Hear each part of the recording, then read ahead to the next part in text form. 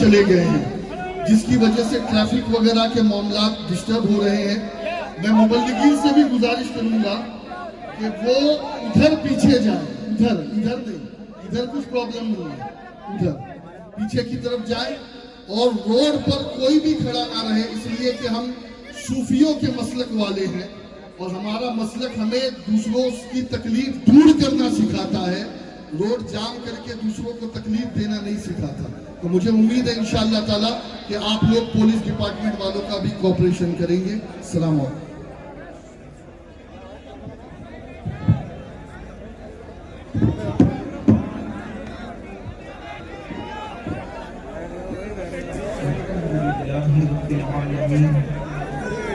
والعاقبۃ للمتقین، الصلاۃ والسلام علی سید الانبیاء والمرسلین وعلی آلہ واصحابہ الطیبین۔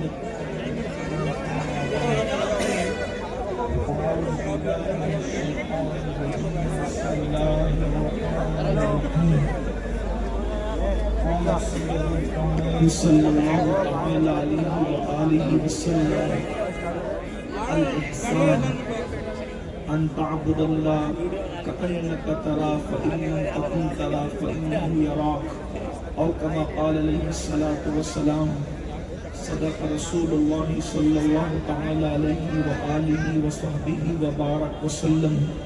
غوث اعظم بمنی بے سر و سامان مدد، قبلہ مدد، کعبہ ایمان مدد، انتظار کرم تست من عینی لا، اے خدا جو خدا بینو خدا دا مدد۔ بگردہ بے بلا افتادہ کشتی، ضعیفان و شکستہ را تو تشتی، بحق خواجہ عثمان ہارون، مدد کن مدد کن مدد کن یا معین الدین چشتی۔ ممبر پر رونق افروز برادر اکبر، عالمی شہرت یافتہ ثنا خان رسول الحاج قاری محمد رضوان خان صاحب، برادر مکرم حضرت مولانا سید محمد قادری صاحب، وہ جمیع عرش مقام سادات کرام، ذوی الاحترام ذوی الاحتشام، باصفا علماء کرام، حاضرین محفل، پردہ نشین ماں اور بہنوں، السلام علیکم ورحمۃ اللہ وبرکاتہ۔ انتہائی احترام و عقیدت کے ساتھ اپنے اور ساری کائنات کے مرکز عقیدت، انیس بے کساں چارہ ساز درد منداں، ہم غریبوں کے غمگسار، ہم فقیروں کی ثروت، شہر یار ارم، تاجدار حرم، نوبہار شفاعت، شب اسرا کے دولہا نوشے بزم جنت، دانائے سبل مولائے کل ختم الرسل، اسرم خوباں سیاح لامکاں وجہ تلفکاں، در اللہ المکنون سر اللہ المخزون، عالم ما کانا وما یکون، آب و گل انبیاء جان و دل اصفیاء، مطلع ہر سعادت مقطع ہر سیادت، خلاصہ کائنات فخر موجودات، حضور احمد مجتبی محمد مصطفیٰ، ارواحنا فدا صلی اللہ تعالی علیہ وآلہ وصحبہ وبارک وسلم کی بارگاہ بے کس پناہ میں جس طریقے سے پڑھاؤں سب مل کر میرے ساتھ پڑھیں۔ الصلاۃ والسلام علیک یا رسول اللہ، الصلاۃ والسلام علیک یا نبی اللہ، الصلاۃ والسلام علیک یا حبیب اللہ، وعلی آلک واصحابک یا نور اللہ، صلی اللہ تعالی علیہ وسلم۔ بندہ ملنے کو قریب حضرت قادر گیا، بندہ ملنے کو قریب حضرت قادر گیا، لمعے باطن میں گمنے جلوے ظاہر گیا، واسطہ پیارے کا ایسا ہو کہ جو سنی مرے، یوں نہ فرمائے تیرے شاہد کہ وہ فاجر گیا، عرش پر دھومے مچے وہ مومن صالح ملا، فرش پہ ماتم اٹھے وہ طیب و طاہر گیا، اور کیوں جناب ابو ہریرہ تھا وہ کیسا جام شیر جس سے 70 صاحبوں کا دودھ سے منہ پھر گیا، اور ٹھوکرے کھاتے پھرو گے ان کے در پہ پڑ رہو، ٹھوکرے کھاتے پھرو گے ان کے در پہ پڑ رہو، قافلہ تو اے رضا اول گیا آخر گیا۔ آج کی یہ محفل سواد اعظم اہل سنت و جماعت کی عالمگیر تحریک سنی دعوت اسلامی جے پور کے زیر اہتمام عطائے رسول ہند الولی معین ملت والدین شیخ الاسلام والمسلمین سیدنا خواجہ معین الدین چشتی حسن سجی رضی اللہ تبارک و تعالی عنہ کی بارگاہ میں خراج عقیدت پیش کرنے کے لیے منعقد کی گئی ہے۔ اللہ تبارک و تعالی میری آپ اور آپ سب کی حاضری کو قبولیت کا شرف عطا فرمائے۔ حضور سلطان الہند غریب نواز رضی اللہ تبارک و تعالی عنہ ولایت کی دنیا میں وہ ہستی ہے، صوفیہ کی کائنات میں، کہ اللہ تبارک و تعالی نے آپ سے بر صغیر ہند و پاک کی سرزمین پر جو کام لیا ہے، ایسا کارنامہ بہت کم لوگوں کی زندگی میں نظر آتا ہے۔ کبھی کبھی کسی کا کام اتنا بڑا ہو جاتا ہے کہ لوگ اس کے کام کی بڑائی میں شک کرنے لگتے ہیں۔ ہند الولی حضور غریب نواز کا جو سب سے بڑا کارنامہ ہے وہ 90 لاکھ منکرین کو آپ نے ایمان کی دولت عطا فرمائی۔ یہاں پر اہل ظاہر کو شک ہونے لگا کہ آخر 90 لاکھ منکرین کس طریقے سے موحد ہو سکتے ہیں اور کس طریقے سے مومن ہو سکتے ہیں۔ کچھ تھوڑی سی کوشش آپ سمجھنے کی کریں تو بات سمجھ میں آئے گی۔ دراصل بات یہ ہے کہ اس کی سب سے پہلی وجہ تو یہ کہ ہندوستان کی سرزمین اور زمینوں کے مقابلے میں بڑی نرم زمین ہے۔ یہ زمین دریاؤں کی زمین ہے، یہ زمین محبتوں کی زمین ہے، یہ زمین الفتوں کی زمین ہے، یہ زمین مشاہدے کو جب اپنی نگاہوں کے سامنے دیکھتی ہے تو پھر انکار نہیں کرتی۔ اس زمین کو اللہ رب العزت نے حق قبول کرنے کی صلاحیت عطا کی ہے۔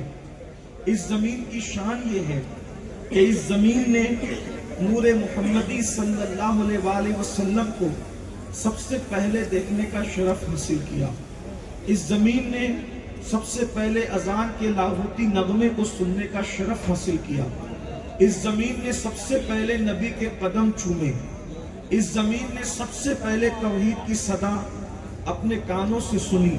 اس لیے اس زمین میں اللہ نے چاہے وہ بہت زرخیزی رکھی ہے، اس زمین میں کشش بھی ہے۔ یہاں کے پیڑ، یہاں کے پھل، یہاں کا عود، یہاں کی جڑی بوٹیاں، یہاں کے مسالے اور زمینوں میں ممتاز نظر آتے ہیں۔ تو چونکہ یہ زمین گنگا جمنی تہذیب کی زمین ہے، ہند الولی سرکار غریب نواز رضی اللہ تعالیٰ عنہ ہندوستان کی سرزمین پر ایک صوفی کی حیثیت سے، ایک داعی اللہ کی حیثیت سے، ایک مبلغ اسلام کی حیثیت سے تشریف لائے تھے۔ اور یہ بات ہمیں یاد رکھنی چاہیے کہ اللہ تبارک و تعالیٰ اپنے مقبول بندوں کو دو چیزیں عطا کرتا ہے۔ ایک تو وہ لوگ جو دلیل کی زبان سمجھتے ہیں تو اللہ تبارک و تعالیٰ ان کو علم عطا کرتا ہے کہ وہ علم کے ذریعے سے دلیلیں دے اور دلیل کے ذریعے سے انسان کی اصلاح کرے۔ لیکن انسانوں میں بہت سارے وہ لوگ ہوتے ہیں جو دلیل کی زبان نہیں سمجھتے اور نہ ہی ان کو دلیل کی زبان پر یقین ہوتا ہے۔ تو دوسری چیز اللہ تبارک و تعالیٰ مشاہدہ کرانے کی صلاحیت بھی اپنے برگزیدہ بندوں کو دیتا ہے۔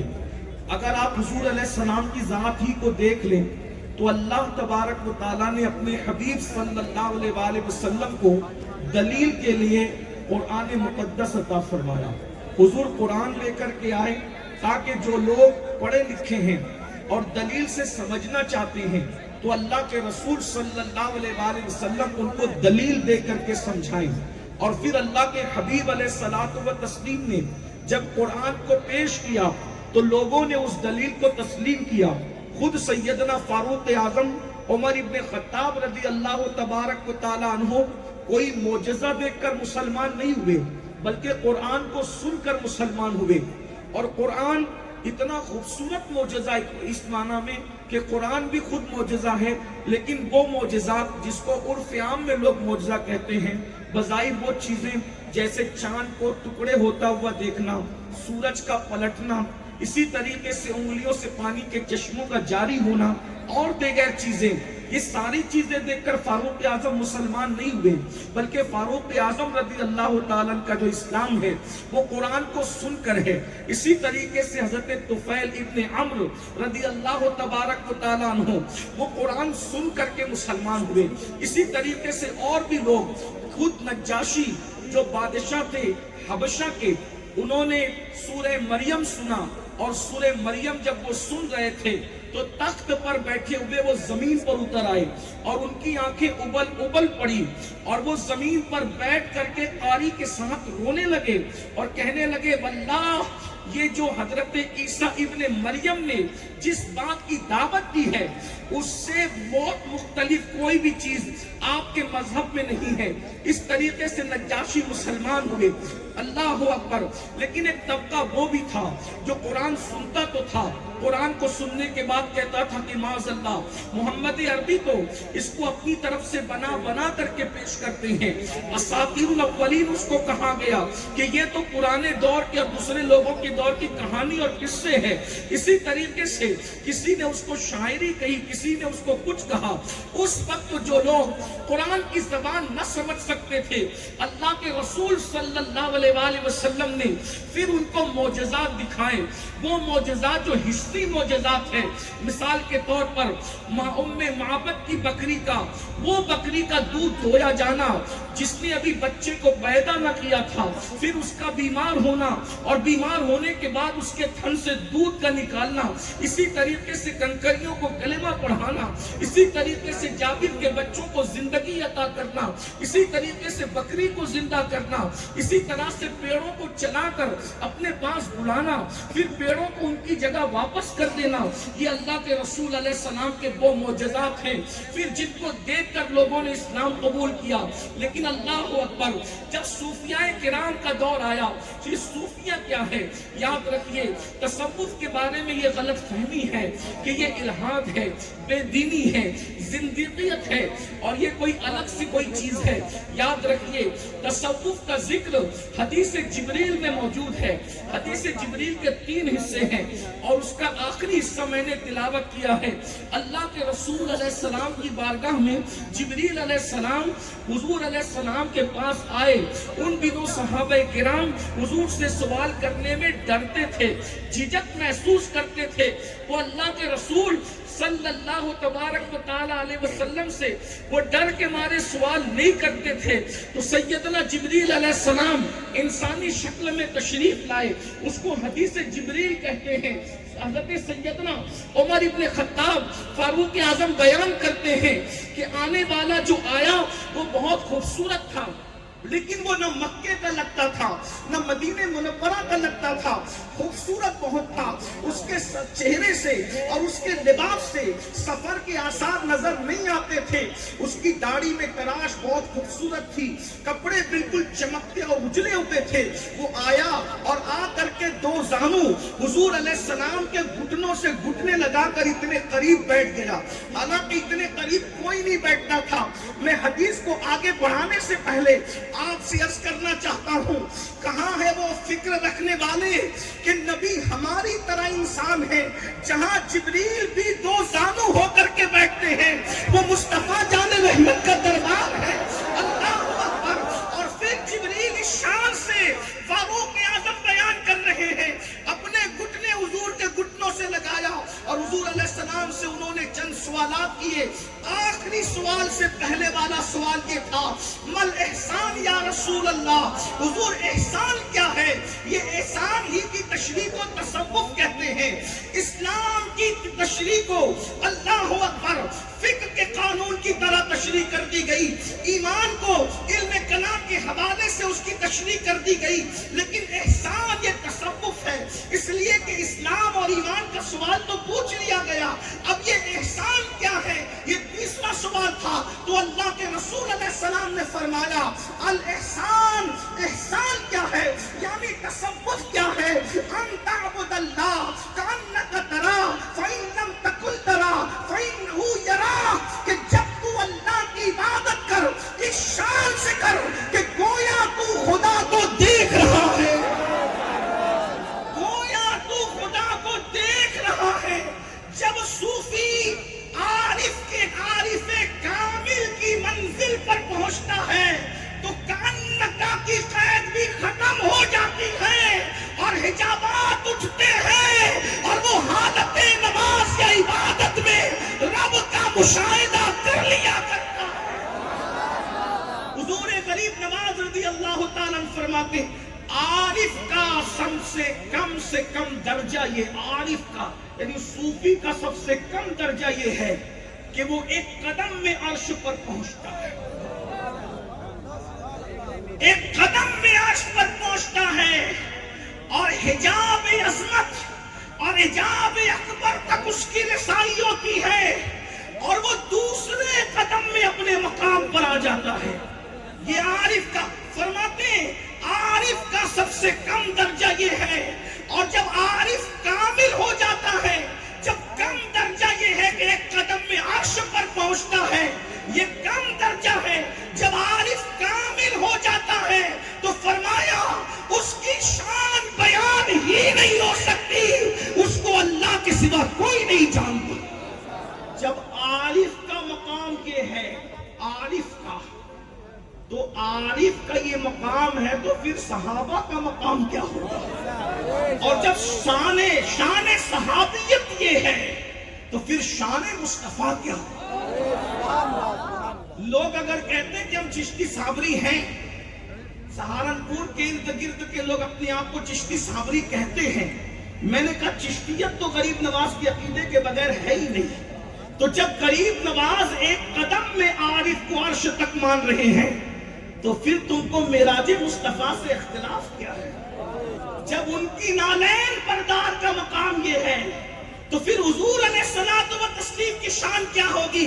ہم تو یہ کہتے ہیں کہ حضور کا معراج پہ جانے سے ہمیں تعجب نہیں ہوتا، وہاں سے آنے پر ہمیں تعجب ہوتا ہے، اس لیے کہ وہ معراج پر گئے کیوں اور کس طرح گئے. اس لیے کہ مولوی جی جب تیرے اپنے گھر جانے پر تجھے اعتراض نہیں ہے تو مصطفیٰ جان رحمت کی اپنے گھر جانے پر تجھے اعتراض کیسے ہو؟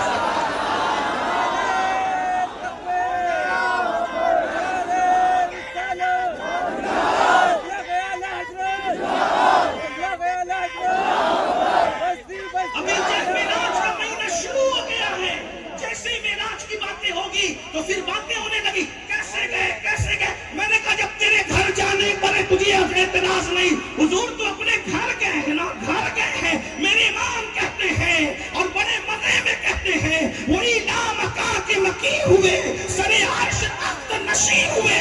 یہ نبی ہے جن کے یہ مقام، خدا ہے جس کا مقام ہے. ہمیں تو اب تک یہ سمجھ نہیں آ رہی کہ وہ آئے کیسے. کیا ان کا بھی گھر ہے؟ میں نے کہا کیوں نہیں، کیونکہ اللہ خود فرماتا ہے. کتنی آیتیں پڑھی جا سکتے، سنیے. وہ پہلی بات، انسان جہاں سے آتا ہے وہی اس کا مقام ہوتا ہے. وہ آئے کہاں سے تھے، کہاں سے آتے؟ قرآن کہتا ہے لقد جاءکم، قرآن کہہ رہا ہے لقد جاءکم، تحقیق کے ہمارے پاس سے تمہارے پاس رسول، عزت والا رسول آیا. اللہ فرمانا وہ ہمارے پاس سے ہی آئے تمہارے پاس. دوسرے مقام پر قرآن ارشاد فرماتا ہے هو الذی ارسل رسولہ، اللہ اکبر، وہ اللہ ہے جس نے اپنے پاس سے تمہارے پاس رسول کو بھیجا.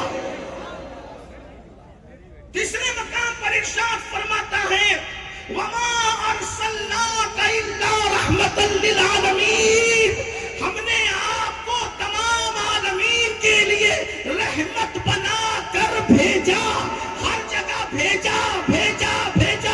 یہ بھیجے کا مطلب کیا ہے؟ ارے بھیجا اس کو جاتا ہے جو پہلے کہیں موجود رہتا ہے۔ اللہ فرماتا ہے ہم نے بھیجا۔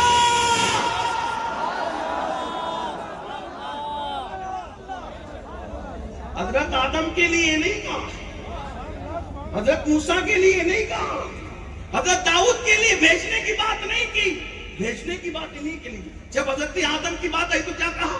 انی جاعل فی الارض خلیفہ، ہم زمین پر اپنا خلیفہ بنانے والے ہیں، زمین پر اپنا خلیفہ بنانے والے ہیں۔ اسی طرح حضرت خلیل اللہ کے لیے کہا کیا؟ جاعلک للناس اماما، ہم تمہیں لوگوں کا امام بنانے والے ہیں، یعنی ان کو بنا کر بھیجا، ان کو بھیج کر بنایا۔ ابراہیم لوگوں کے امام آ کر بنے، آدم اللہ کے خلیفہ آ کر بنے، تنہا میرا نبی ہے جو بن کر آیا۔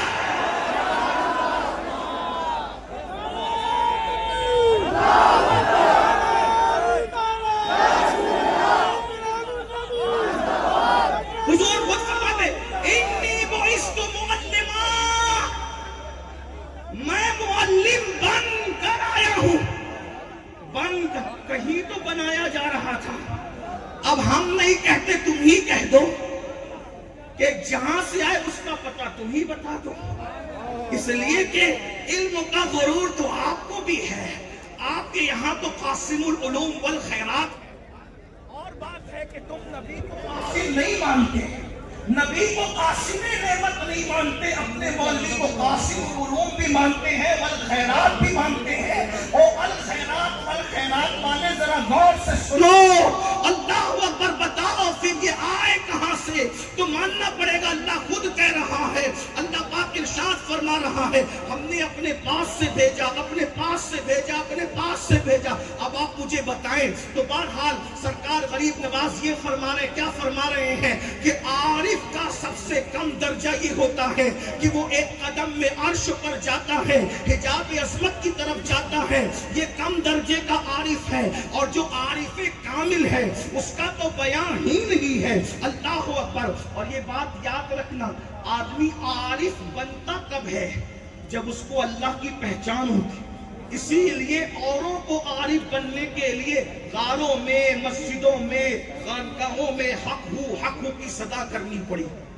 70-80 سالوں میں جس مقام پر حق ہو کہنے والے پہنچے، یہ حضور کی نگاہ کا فیض تھا کہ میرے آقا نے صحابہ کو ایک نظر ڈال کر ان کو اس مقام پر پہنچا دیا۔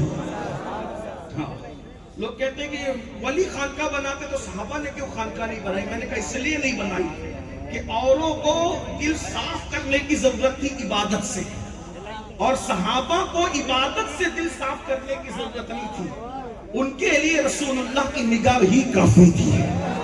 نگاہ مصطفیٰ نے ان کو ایسا عارف کامل بنایا۔ اور یاد رکھنا حضور کا ہر صحابی عارف کامل ہے، اور کیسا عارف کامل ہے کہ حضرت اسید ابن حضیر کہتے ہیں کہ ایک مرتبہ میں قرآن مقدس کی تلاوت کر رہا تھا اور میرا بچہ قریب سو رہا تھا اور میرا گھوڑا وہاں پہ بندھا ہوا تھا، میں قرآن کی تلاوت کر رہا تھا، میرا گھوڑا بدکنے لگا، مجھے ڈر لگا کہ کہیں میرے بچے کو کچل نہ دے، میں نے تلاوت روک دی، اس کے بعد وہ گھوڑا بدکنا بند ہو گیا۔ میں نے دیکھا کہ آسمان سے نور اتر رہا ہے، نور کی قندیلیں اتر رہی ہے، گھوڑا بدک رہا ہے۔ جیسی تلاوت میں نے روک دی، قندیلیں واپس جانے لگی، گھوڑے کا بدکنا بند ہو گیا۔ پھر میں نے تلاوت شروع کی، جب میں نے تلاوت شروع کی تو پھر گھوڑا بدکا، پھر میں نے بند کر کے رکھ دیا۔ صبح کو رسول اللہ سے عرض کیا، یا رسول اللہ، گھوڑا کا بدکنا، آسمان سے قندیلوں کا اترنا، میرے بچے کے قریب سوئے سے رک جانا، یہ کیا چیز ہے؟ آقا فرماتے ہیں، او ابن حضیر، جب تو قرآن پڑھ رہا تھا تو فرشتے رحمت کے نازل ہو رہے تھے، اگر تو قرآن پڑھتا رہتا تو فرشتوں کی زیارت کر لے۔ یہ صحابہ کا عرفان ہے، لیکن میرا عنوان وہ نہیں، عرض یہ کر رہا تھا دو چیزیں ہیں، ایک تو دلیل، ایک تو مشاہدہ۔ ہماری جماعت کے بہت بڑے مفکر کا بڑا مشہور جملہ پوری دنیا میں گونجا کہ جب علم تھک کر کے بیٹھ جاتا ہے تو مشاہدہ انسان کی رہنمائی کرتا ہے۔ مشاہدہ، حضور نے مشاہدہ بھی کرایا۔ جیسے کہ میں نے ابھی معجزات کا ذکر کیا، آپ کو اشارے کے طور پہ جو نہیں سمجھے ان کو بتا دوں۔ ایک شخص آیا اور آ کر کے کہنے لگا آپ اللہ کے رسول ہیں، اس کی دلیل کیا ہے؟ آقا نے فرمایا تو بتا کیا دلیل چاہیے تجھے۔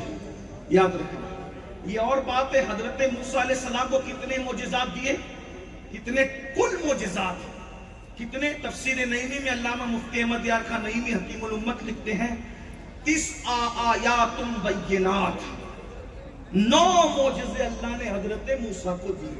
حضرت موسیٰ علیہ السلام کے کتنے معجزے؟ 9 معجزے، 9 معجزے، ٹھیک؟ اللہ نے اتنے دیے۔ اور حضور کے لیے، حضور کے لیے یہ تھا کہ آپ سے جو مطالبہ کیا جائے اور آپ چاہیں تو پورا کریں۔ حضور نے اس شخص کو کہا تو کہتا ہے کہ میں نبی ہوں، کیا دیکھنا کیا چاہتا یہ بتا۔ اس نے کہا وہ جو 2 درخت ہیں نا، ان درختوں کو آپ اپنے پاس بلائیں، اگر آپ درختوں کو اپنے پاس بلا لیں میں آپ کو نبی مان لوں گا۔ حضور نے فرمایا تو خود جا اور جا کر ان سے کہنا کہ تجھے اللہ کے رسول بلاتے ہیں۔ ماشاءاللہ، جے پور والوں کا جواب نہیں، مولانا ضیاء الدین کے پڑوس میں رہنے کا اثر تو ہے یہاں پر، لیکن آگے والوں کی ذمہ داری بھی ہے، لیکن پیچھے والے بھی سن رہے، اس کا احساس بھی مجھے ہونا چاہیے۔ آقا نے بتایا تو خود جا اور جا کر اس سے کہنا تجھے اللہ کے رسول بلاتے ہیں۔ راوی بیان کرتا ہے کہ جب درخت کو اس نے کہا، کہنے والے نے کہ تجھے اللہ کے رسول بلاتے ہیں، حضور نے نہیں بلایا، پیغام بھیجا کہ جا کے کہنا تجھے اللہ کے رسول بلاتے ہیں، تو وہ درخت آگے کو ہٹا، پیچھے کو ہٹا، دائیں کو ہٹا، بائیں کو ہٹا۔ محدثین یہ کہتے ہیں کہ اس نے اپنی جڑوں کو زمین سے نکالا، آگے پیچھے دائیں بائیں ہو کر۔ یہ محدثین کی زبان ہے اور وہ چل کر کے آیا، لیکن عشق والوں کی زبان یہ ہے وہ جڑیں نہیں نکال رہا تھا صرف، بلکہ وہ تو جھوم رہا تھا، آیا ہے بلاوا مجھے دربار نبی سے۔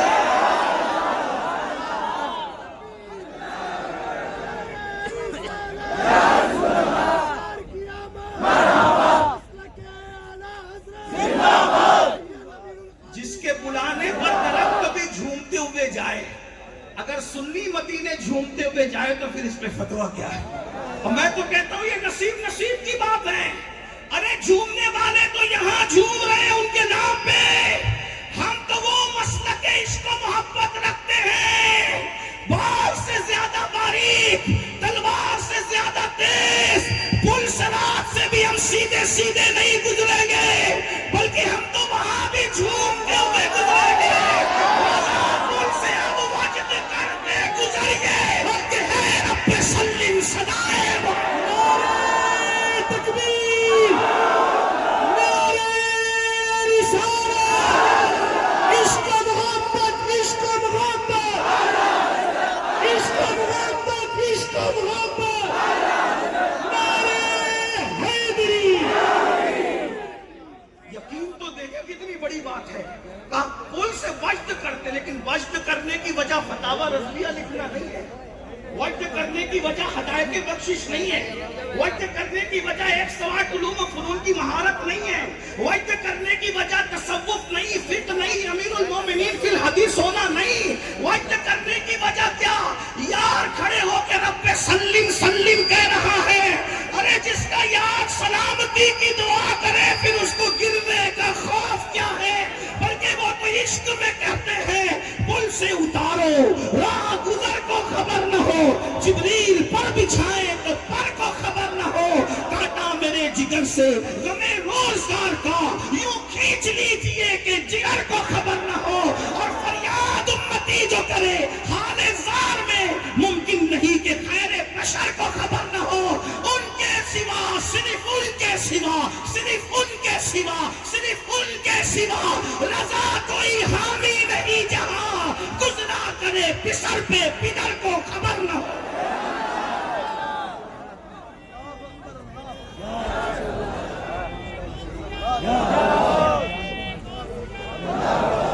یہ سب یقین کی باتیں ہیں. حضور شیخ الاسلام والمسلمین میرے مرشد اجازت سرکار مدنی میاں کہتے ہیں یقین والے کہاں سے چلے کہاں پہنچے. یقین والے کہاں سے چلے کہاں پہنچے. جو اہل شک ہیں اگر میں مگر میں رہتے ہیں. میرے حضور میری چشم تر میں رہتے بڑے نفیس ہے بڑے لطیف ہے. اس لطیف پر بھی مجھے ایک لطیف نکتہ یاد آیا. حضور کا جسم اوروں کی روح سے زیادہ لطیف ہے. اس کو لکھا ہے شاہ وجی الدین گجراتی علوی رحمت اللہ تعالی علیہ نے حقیقت محمدیہ میں. حضور کا جسم اوروں کی روح سے بھی لطیف ہے. آپ غور فرمائیں جب اوروں کی روح سے ان کا جسم لطیف تر ہے تو جب روح نظر نہیں آتی ہے. لوگ کہتے ہیں جب سنی کہتا ہے کہ وہ ہماری جان سے زیادہ قریب ہے تو پھر دکھتے کیوں نہیں. میں نے کہا کبھی اپنی روح بھی دیکھی ہے. او شرابی تو نے اپنی روح نہیں دیکھی. او غیبت خور تو نے اپنی روح نہیں دیکھی. اور چگل خور تو نے اپنی روح نہیں دیکھی. اور سود خور تو نے اپنی روح نہیں دیکھی. اور دین خور تو نے اپنی روح نہیں دیکھی. تو جب اور روحوں سے ان کا جسم لطیف تر ہے کیسے نظر آئے. اس کو میرے امام نے بھی کہا. شاہ وجی الدین کی بات کو میرے امام نے بھی کہتے ہیں جان ہے جان ہے. جان کیا نظر آئے. جان ہے وہ جان ہے مومنوں کی جان ہے. جان ہے جان کیا نظر آئے. کیوں عدو گردے غار پھرتے ہیں. کیوں عدو گردے غار پھرتے ہیں تو کہا ہے بڑے لطیف ہے نازک سے گھر میں رہتے ہیں. میرے حضور میری چشمے تر میں رہتے ہیں. ہمارے دل میں ہمارے جگر میں رہتے ہیں. جب انسان عشق کر لے تو پھر وہ جنت کی فکر بھول جاتا ہے کیونکہ مالک جنت جس کے دل میں رہے آئے آئے آئے پھر وہاں تو جنت کسی کی وہ تلاشی ہو جاتی ہے نا. کیا کہتے ہیں اللہ ہمارے دل میں ہمارے جگر میں رہتے ہیں. انہی کے گھر ہیں وہ اپنے ہی گھر میں رہتے ہیں. انہی کے گھر ہیں انہی کے گھر ہیں یہ انہی کے گھر ہیں. کون کہہ سکتا ہے عاشقی کہہ سکتا ہے انہی کے گھر. توجہ اب بات پھر نازک آ گئی بات آگے بڑھنے سے. انہی کے گھر ہے. توجہ ہے بہت توجہ آپ کی لیکن اب پھر بہت زیادہ توجہ. انہی کے گھر ہے. کیا ان کا گھر ہے مومنوں کا دل مومنوں کا جگر. مومنوں کی آنکھیں کس کا گھر ہے. مل کے بولنا پڑے گا کس کا گھر ہے. بات مشکل آئی ہے تصور کیے تو بولنا پڑے گا کس کا گھر ہے. کس کا. آنکھیں کس کی. مل کے آنکھیں کس کی. آنکھیں کس کی. مومن کی. دل کس کا. نہ میں آگے نہیں بولوں. آنکھیں کس کی. وہاں سے وہاں تک. آنکھیں کس کی. گھر کس کا. دل کس کا. گھر کس کا. جگر کس کا. دل کس کا. اب آپ سے پوچھتا ہوں کسی گھر میں کچرا پڑا ہے تو کیا بلبلے باغ مدینہ کو لے جاؤ گے. سچ کہنا قسم دلوں پہ ایمان والے. جب مداح رسول کو کچرے والے گھر میں نہیں رکھا جا سکتا شریف آدمی کبھی نہیں رکھ سکتا مداح رسول کو کچرے والے گھر میں. کچرا میں نے شرافت سے کہا لیکن آپ کے لیول پہ اتر کے پھر کہتا ہوں جس گھر میں پاخانہ پڑا ہو کیا آپ نائب رسول کو لے جا کے وہاں بٹھا سکتے ہو. اگر بٹھا سکتے ہو تو ہاں کہو سلام کروں گا. نہیں بٹھا سکتے ہو تو بولو پھر بات کیا. بولو بٹھا سکتے ہو. مداح رسول کو کچرے والے گھر میں نہیں رکھ سکتے. نائب رسول ان علماء اللہ والوں کو پاخانے والے گھر میں بولے تو پھر جس دل اندر شراب کی محبت ہے، اس دل میں حضور کو کیسے رکھا جا سکتا؟ بتاؤ، یہ گھر ان کا ضرور ہے، لیکن آپ نے گھر میں لانے کا کوئی سامان بھی کیا ہے؟ جب شراب کی محبت ہے تو پھر اس گھر میں وہ آئیں گے، اس میں حسد ہے تو اس گھر میں وہ آئیں گے، اس میں تکبر ہے تو اس گھر میں وہ آئیں گے، اس گھر میں زنا کی محبت ہے تو اس گھر میں وہ آئیں گے۔ یہ تو ان کا گھر تھا۔ نادان، تو نے نبی کے گھر کو شراب کی محبت کا اڈا بنایا، تو نے نبی کے گھر کو جوے کی محبت کا اڈا بنایا، اور وہ آنکھ جو نبی کا گھر تھی اس سے تو نے زنا کی فلمیں دیکھ کر کے، گندی پکچریں دیکھ کر کے تو نے اس گھر کو ناپاک کیا۔ اب بتاؤ، میرے گھر کو تم ناپاک کرو، اگر میرے گھر کے اندر اللہ نہ کرے قادری منزل میں تم سور کاٹ کے ڈال دو تو کیا میں تم سے محبت کروں گا؟ کیا تم سے پیار کروں گا؟ تم سے الفت کروں گا؟ اب بہت مچل کے کہہ رہے تھے یہ آنکھیں مومن کی نبی کا گھر ہے، یہ دل مومن کا نبی کا گھر ہے، یہ جگر مومن کا نبی کا گھر ہے۔ نبی کے گھر کا کیا حال بنا رکھا ہے؟ اسی کے اندر سود کی محبت، اسی کے اندر جوے کی محبت، اسی کے اندر غیبت کی محبت، اسی کے اندر گناہ کی محبت۔ نادان جو اپنے نبی کے گھر کو یوں ناپاک کر دے، اور ایک بات علماء کی موجودگی میں کہوں، پاک خانے کی گندگی اتنی نہیں ہے جتنی حسد کی گندگی ہے، جتنی غیبت کی گندگی ہے، جتنی چغلی کی گندگی ہے، جتنی تکبر کی گندگی ہے، جتنے گناہ کی گندگی ہے، اتنی پاکانے کی گندگی نہیں ہے۔ ارے پاکانہ تو چند چلو پانی سے بھی دھلا جا سکتا ہے، لیکن گناہ کی محبت 7 سمندروں کے پانی سے بھی نہیں دھلی جا سکتی۔ میرے بھائی ذرا غور تو کر، ذرا سوچ تو صحیح، تو نے اپنے نبی کے ساتھ سلوک کیا کیا؟ تو نے اپنے نبی کے ساتھ انداز کیا اختیار کیا؟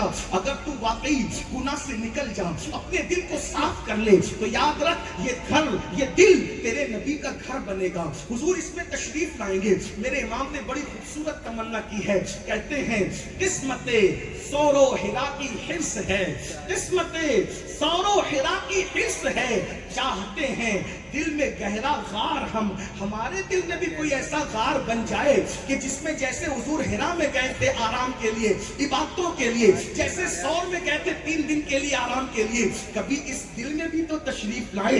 حضرت مولانا سعید اعجاز کامٹوی نے بہت اچھا شعر کہا ہے، من کی اٹریا سونی پڑی ہے، من کی اٹریا سونی پڑی ہے، کب کریو ایمان کا قیام، اے پیارے نبی چندہ کرے تم کا سلام، اے پیارے نبی تارے گگن لئی تمہارا نام، اے پیارے نبی ایک جئی کے لوٹا ایک ٹکڑے ہوئی گوا، شمس و قمر تمہارے غلام، اے پیارے نبی کوثر کی جانب ہم نہیں تکبئی، کوثر کی جانب ہم نہیں تکبئی، کیوں ہمیں دے ہو نیلن کا جام، اے پیارے نبی۔ اور میرے امام اس کو کتنے خوبصورت انداز، اس کو کیا بلکہ انہوں نے وہاں سے لیا ہے، کہتے ہیں شربت نہ دے، شربت نہ دے، شربت نہ دے، نہ دے تو کرے بات لطف سے، ہائے ہائے شربت نہ دے، کیا غیرت عشق ہے، غیرت عشق نہیں، غیرت عشق نہیں، غیرت عشق نہیں ہے ہماری، نہیں ہے غیرت عشق۔ وہاں کیا غیرت؟ شربت نہ دے، نہ دے تو کرے بات لطف سے، اور یہ شہد ہو تو پھر کسے پر یہ شہد ہو۔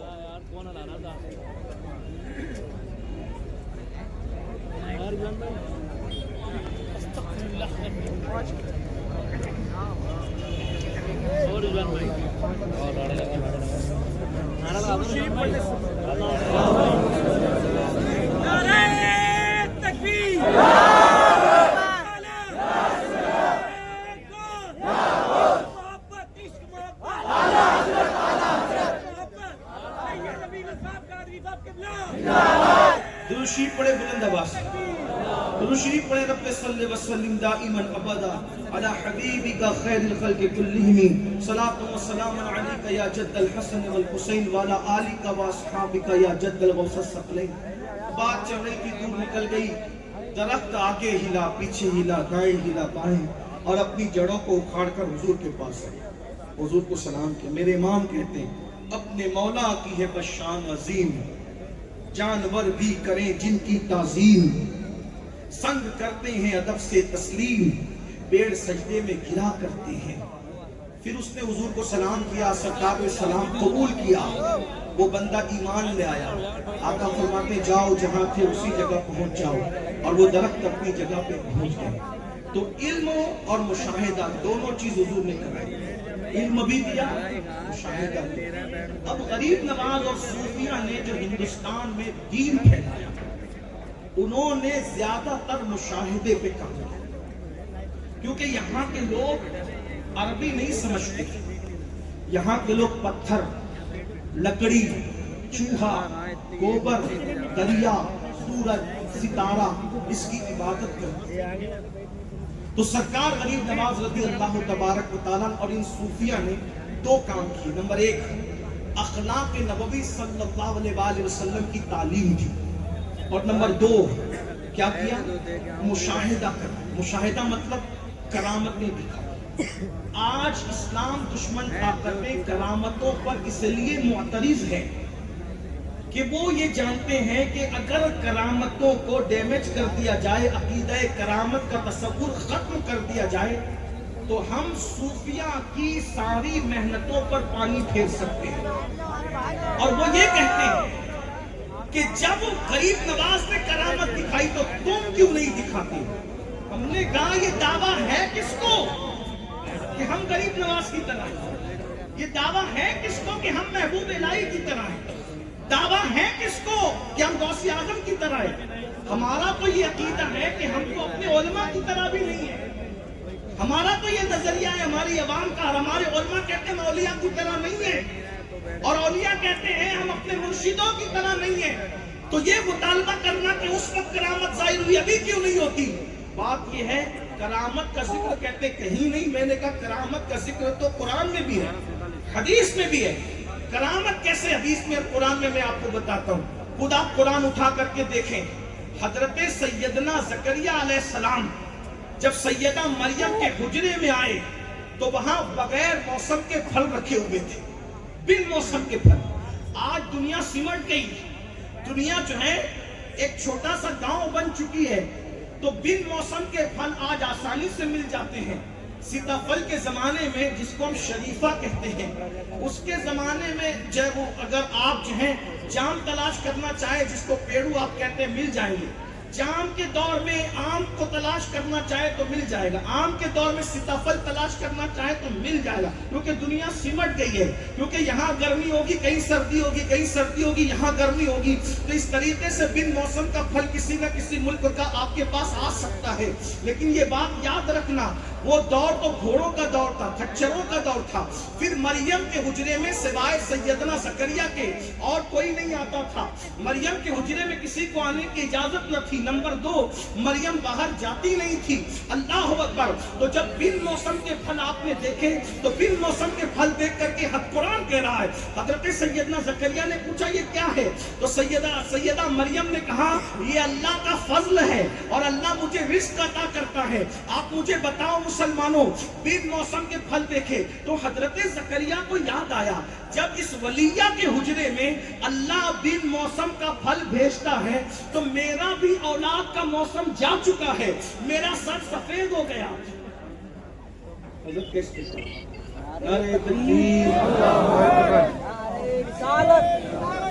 نعرہ تکبیر، نعرہ رسالت، حضور امیر سنی دعوت اسلامی، حضور داعیہ کبیر، حضور وقار اہل سنت، نعرہ تکبیر، نعرہ رسالت۔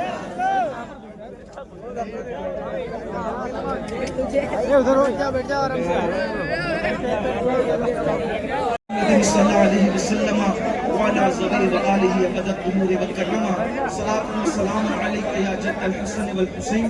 ہمارے قائد، ہمارے امیر تشریف لا چکے ہیں اور یہ وقت اب حضرت قبلہ کا ہی ہے، اس لیے اگر میں اور مزید کوئی گفتگو کروں تو یہ بے ادبی سے بہت قریب حضرت کی موجودگی میں، اور چونکہ سننے سنانے کا ماحول آپ نے بنا رکھا ہے، اس لیے میں اپنے قائد کے سامنے کوئی گفتگو کرنے کی بجائے میں بھی یہ چاہوں گا، اور آپ کے لیے بھی یہی چاہوں گا، کیونکہ مومن وہی ہوتا ہے جو اپنے لیے پسند کرے وہ اپنے مومن بھائی کے لیے پسند کرے۔ تو میں چاہتا ہوں کہ اپنے قائد کی گفتگو سنوں، تو آپ کے لیے بھی یہی چاہتا ہوں کہ آپ اپنے قائد کی گفتگو آپ بھی سنیں، اس لیے کہ یہ وہ ہستی ہے، ایک ایک جملہ ایسا کہ کئی صفحات اس پر لکھنے والے لکھ سکتے ہیں۔ اسی لیے ہم لوگ اکثر کوشش کرتے ہیں کہ حضرت کے پاس بیٹھ کر کچھ سیکھ لیں۔ کبھی کبھی ایک ایک جملہ ایسا ہوتا ہے، کتابوں کے درجنوں صفحات کھنگال کر بھی وہ چیز ہمیں نہیں مل پاتی جو حضرت کے ساتھ بیٹھ کر چند منٹوں میں ملتی ہے۔ کل میں حضرت کے ساتھ چتور گڑھ سے اجمیر شریف آ رہا تھا، تو حضرت نے مجھے رات کے آخری پہر میں ایک بات فرمائی، کہا کہ سید صاحب ایک جملہ میرے دماغ میں آتے ہیں غیب سے یہ مضامین خیال میں، جب دل کے تار باب مدینۃ العلم سے جڑ جاتے ہیں، جب دل کے تار قاسم علم مصطفیٰ جان رحمت سے جڑ جاتے ہیں، جب دل کے تار غوثیت مآب اور غریب نواز سے جڑ جاتے ہیں، جب دل کے تار رازی اور غزالی سے جڑ جاتے ہیں، تو پھر دل میں ایسی باتیں آتی ہے جس کا انسان تصور نہیں کر پاتا۔ تو حضرت نے ایک جملہ بیان کیا جس سے دل دماغ کے 14 طبق روشن ہو گئے۔ آپ نے فرمایا جب تک انسان خود کی نفی نہیں کرتا اس وقت تک وہ خدا تک نہیں پہنچ سکتا۔ خود کی نفی جب تک نہ کرو اس وقت تک خدا تک نہیں پہنچ سکتے۔ جیسی حضرت نے جملہ کا مجھے داؤد علیہ السلام کا ایک قول یاد آ گیا۔ ایک دن داؤد علیہ السلام نے اللہ سے اس کیا، مولا تو مجھے اپنا بنا، حالانکہ وہ تو تھے ہی بہت مقرب، لیکن عاجزی کی، تو مجھے اپنا بنا لے، تو مجھے اپنا بنا لے۔ اللہ نے فرمایا یہ مجھے نکال دے پھر تو میرا ہی ہے، یہ مجھے نکال دے تو میرا ہی ہے۔ اور اقبال نے بہت خوبصورت بات کہی تھی کہ مٹا دے اپنی ہستی کو اگر کچھ مرتبہ چاہے، کہ دانا خاک میں مل کر گل و گلزار بنتا ہے۔ تو اس پر تو بہت بڑی تقریر ہو سکتی ہے، لیکن قائد تشریف لا چکے ہیں۔ میں سمجھتا ہوں کہ نظامت ہو رہی تھی، باتیں ہو رہی تھی، اور ابھی آگے کا پروگرام میں سمجھتا ہوں کہ ناظم صاحب ہی آگے بڑھائیں تو زیادہ اچھا، یا اچھا ایک کام کرتے ہیں، اب 2 منٹ نظامت کے لیے لگیں گے، تو میں چاہتا ہوں کہ اتنا خوبصورت ماحول بنائیں۔ ایسے خوبصورت ماحول میں ایسی خوبصورت ہستی کی ضرورت ہے جو خوبصورت باتیں پیش کر کے ہماری زندگی کو بھی خوبصورت بنا دے۔ تو آئیے اس خوبصورت ہستی کا استقبال خوبصورت محفل میں خوبصورت گفتگو کے حوالے سے، خوبصورت زندگی کی تلاش میں خوبصورت ہی شعر سے حضرت کو آواز دیتے ہیں۔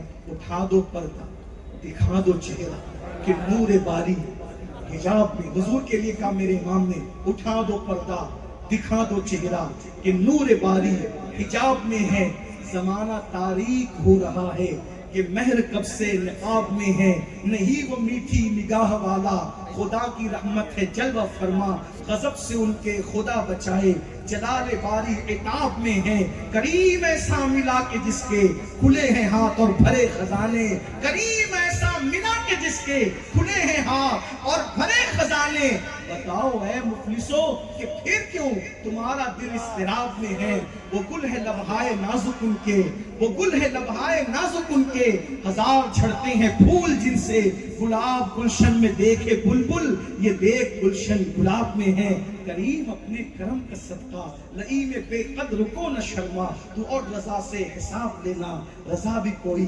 حساب میں ہے۔ نعرہ تکبیر، نعرہ رسالت۔